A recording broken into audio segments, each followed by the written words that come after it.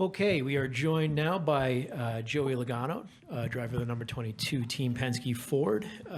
Joey, thank you for joining us this afternoon. I know you just spent a long time in the booth doing some outstanding rain fill, I must say. Thank you. It was Thanks for noticing. You were the star of Twitter for that. Talk about maybe being in the booth today and then your outlook for tomorrow's Coca-Cola 600. Well, the booth today was a lot of just hanging out and eating probably too much junk food before a 600-mile race. So just chilling and talking to our fans.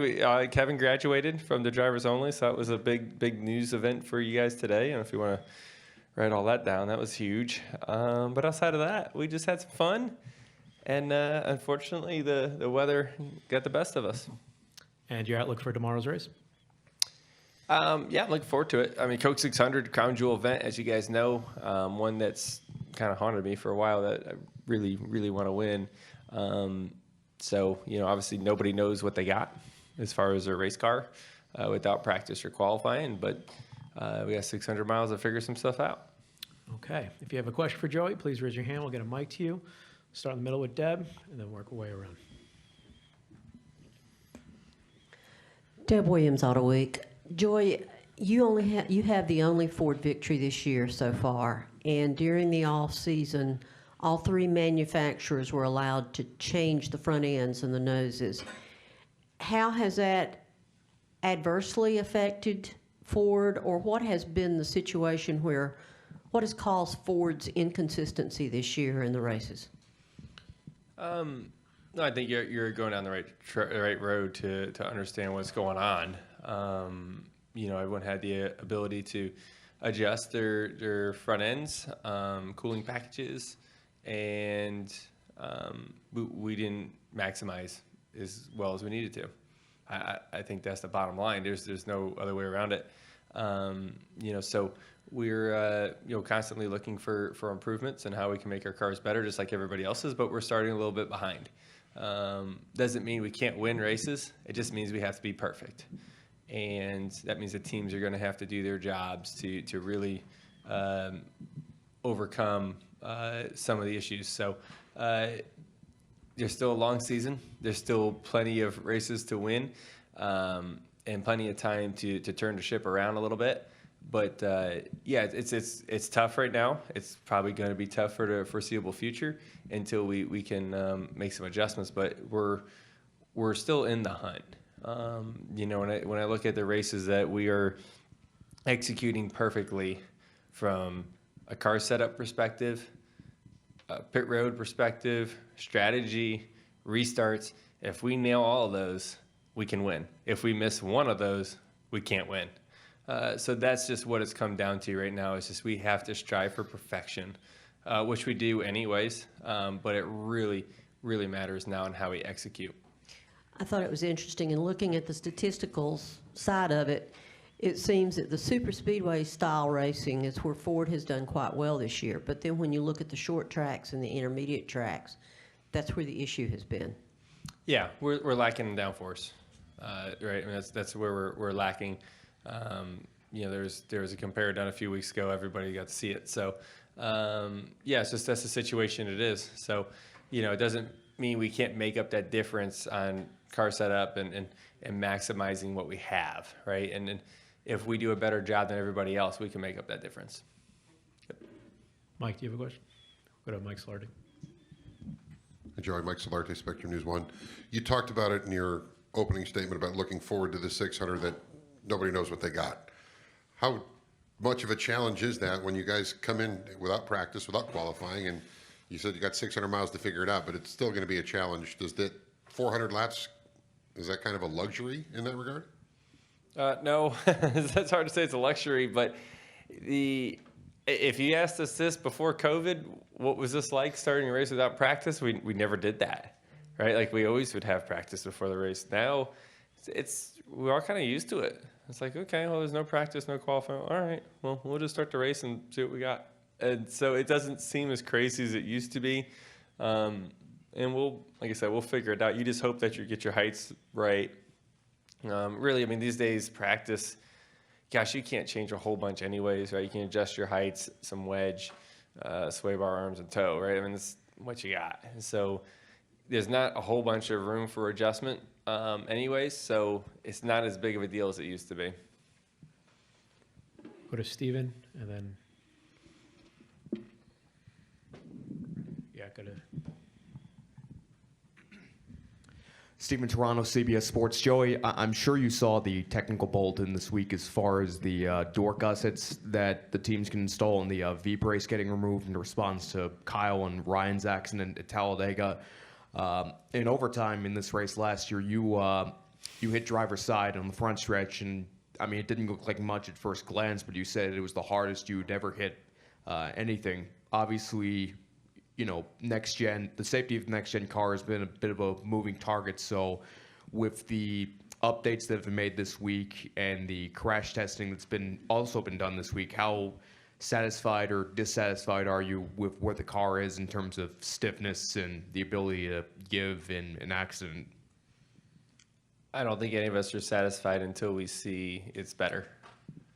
And, right, and I think that's kind of the situation we're in, right? We've seen, you know, how we got to this spot that we're in now as far as safety with developing the next gen car.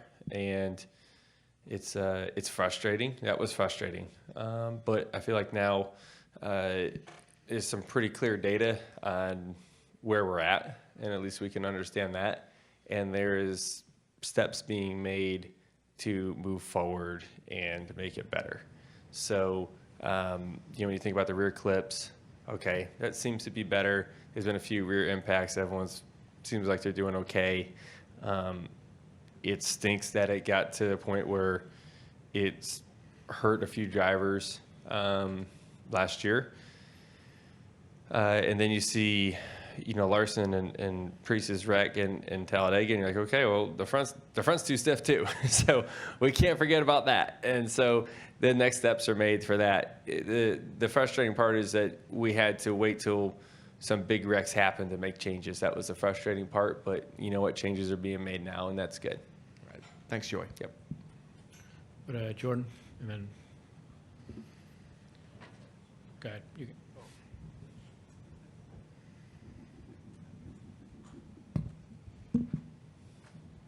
Hey, Joey, Trent or frontstretch.com. You mentioned about the no practice and qualifying and everything. Do these cars lend a better situation for that than previous cars? Like, is it a lot easier to go out there or unload and go out there and race without that versus the older gens? No, I don't think it's any easier. By no means, you know, if anything, it's harder because we understand it, the old car probably even better than we still understand this car. But it's the same for everybody, right? Like, nobody got any laps. It's going all off of the setups that the engineers and crew chiefs and drivers have come up with. You're looking at sim, looking at post, you know, other races at that track or other tracks like it, and the best, you know, decisions you can make, that's what you got. And we'll see what we got tomorrow. It's kind of exciting in some ways, right? And so how good did we do, you know? And so I'm just kind of excited about that part. Jordan Bianchi, The Athletic. Two questions for you. Was that the longest broadcast you ever been a part of on the TV side before? It was the longest time I sat in the booth not doing anything, yes. I think you were there the whole time to see it. It was. What was that like? Well, you know, you were there. Oh, man, we just, I mean, it's just hanging out, right? At that point, you're just kind of BSing and having a little bit of fun. And, you know, there wasn't, you know, we just try to figure out what's going on, what's next, you know, as far as next hits that come up, we got to do those and just wait it out, just like everybody else. It's really not any different, right? We just waiting to hear the answers. You'd think that we would know the answers before everybody else up there in the TV booth, but that was not the case, guys. So we found out right at the same time everybody else did. The second question, have you done any iRacing or anything on the sim for the Chicago street course? Nothing yet? No. Will that start kind of like the week before? Or? Yeah, probably something like that. I mean, I've did some of the, you know, iRacing stuff when we did that during COVID. And no, actually, I take that back. I did do it one other time. But outside of that, Not right yet, but we'll do some Ford Sim stuff, I'm sure, and try to figure some stuff out there. Yep. Steve, do you have your hand up? Yep. Good mic to Steve. Hey, Joey, Alex is going to race tomorrow if we get this thing underway. And you imagine getting in a car a month after you broke your back? With no practice? Yeah, that's really hard, I would assume. Yeah, it's got to be hard. Alex is a professional, though, right? He's been racing his whole life. He's a good driver. I'm sure it's going to feel a little weird at first, right? Because you're getting back in something going really fast, and it takes a few laps to get used to it again. Which I'm sure I assume that's what it's going to be. Like, I think of just, you can think of the off season most of the time, right? And you get back in the car in Daytona, you're like, whoa, like, I haven't driven a car since Thanksgiving, and it feels a little odd. I'm sure it's going to be like that. Usually we have practice to kind of work out those things and knock the rest off. But I'm sure with Alex, it's not going to take long. A couple laps before he's right back at it. Go back to here. Hey, I got one more for you, Joey. So with Kevin moving into the booth next year and stuff, and retiring, and you working with him, you've raced with him for these number of years. Working with him in the booth and everything, how do you think he's going to do next year, just being around him in that type of environment? I think Kevin's going to do fine. The one thing that all of us sitting in this room and everyone in this industry are very blessed to have is Kevin Harvick, and the fact that Kevin Harvick isn't going away. Right? Kevin cares about the sport, cares about the people in the sport. Hearing him talk about the guys in the garage a lot, right? He talks about the guys in the garage as much as the drivers, or the fans, or like he cares about the sport. So I'm trying to say, and that is shown in so many ways that you guys don't see, I get to see, but also in ways that the world's going to see in the Fox booth next year. And I think that's something that we all should be pretty grateful for, because obviously he has a great following, a fan following, but he also has a very loud voice within the industry that is very well respected. And the fact that he's not just taking and leaving, meaning he had a great career and he left and he says, thanks, I'm out. He has decided to stay involved and continue to build the sport for the next generation. That says a lot about a person to me. If it wasn't for people like that, I wouldn't be sitting here today talking to you, and you guys wouldn't be sitting here watching a sport either, or writing about sport. So this is, to me, a true Hall of Fame move. That's probably even bigger than a few race wins that he's had, right? Like, the fact that he cares enough to continue means a lot to me. Bob?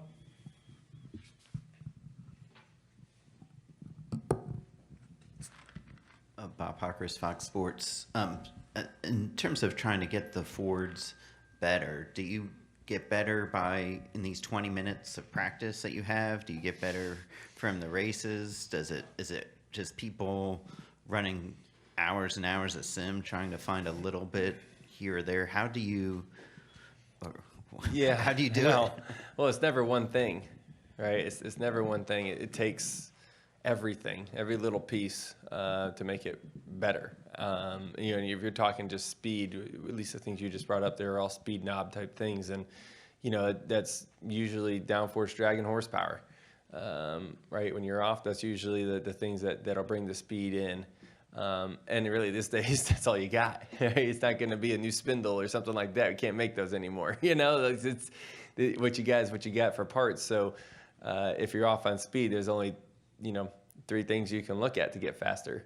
And we need to maximize our setups and stuff like that, right? And understand the balance of mechanical grip versus aero grip and platform. And I feel like we're doing a pretty good job at a lot of that stuff. So we just got to continue to look for the little things, right? It's just going to take some time. It's going to be kind of grinded out type races. And it doesn't mean that when the playoffs come around, we ain't going to be in the hunt. We are every year. I expect to be in the hunt again this year. I've been through these situations before. And 2018 always comes to my mind when that ended up pretty damn well. So my mind is kind of set on that we understand where we're off and we're working on it. And we got a little bit of time before the playoffs start. We may not go into the playoffs with the most playoff points, but it doesn't mean we can't win the championship. And so that's our situation. And until then, we have to be perfect all the time. Go up here in the middle. Grace Holving of Speed Sport. Going back to tomorrow's race, talking about playoff points, there's 4 stages tomorrow, so there's more points up for grabs. How much of a factor is that for you, going into the race, just kind of considering where you're at in the standings?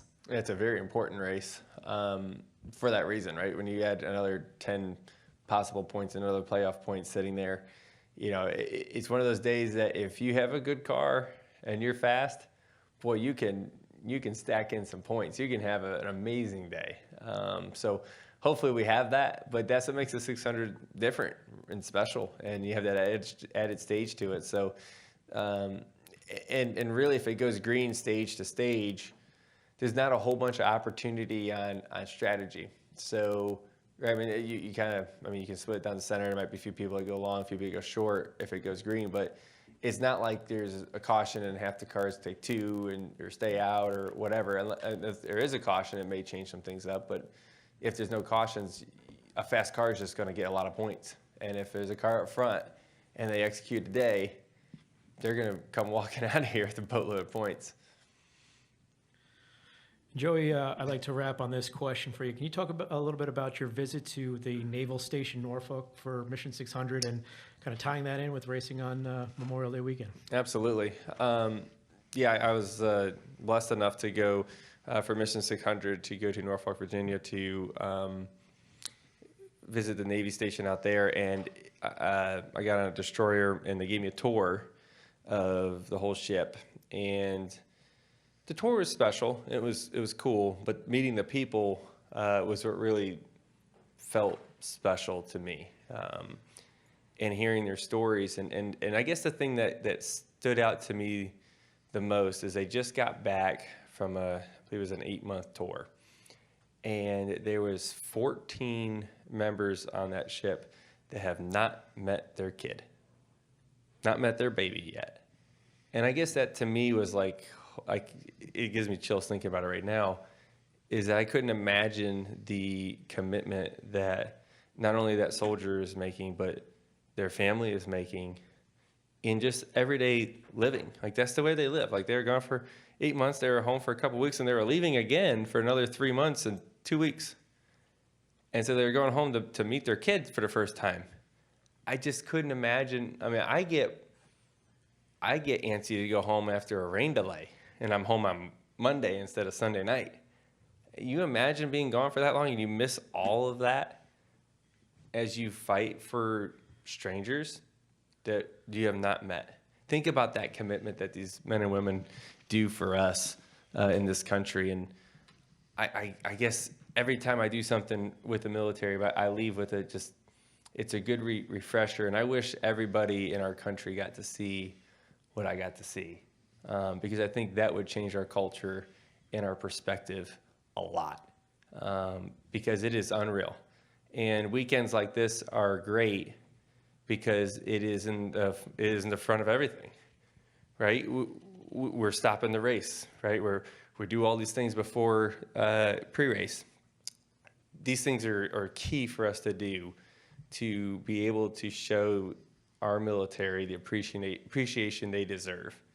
And it's so easy for us to not think about that stuff because we live in our little world, as we all do, and everything's always great in our little world. But that's because somebody's out there making a ridiculous commitment for us that we'll never understand, right? I mean, think about it, that was just a normal trip. Imagine we're going into battle and then paying the ultimate sacrifice that so many people have paid for us, and a lot of them on the windshield of our car this weekend. It's just, to me, that is unreal, that type of commitment people are willing to make for us. So this weekend's special for that reason, to just show some appreciation, shake a hand, say thank you.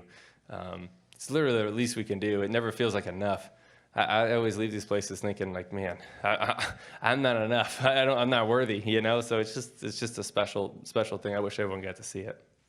That's incredibly well said, Joey. Thank you so much for that perspective and your time this afternoon, and good luck tomorrow. Absolutely. Thank you, guys. Have a good night.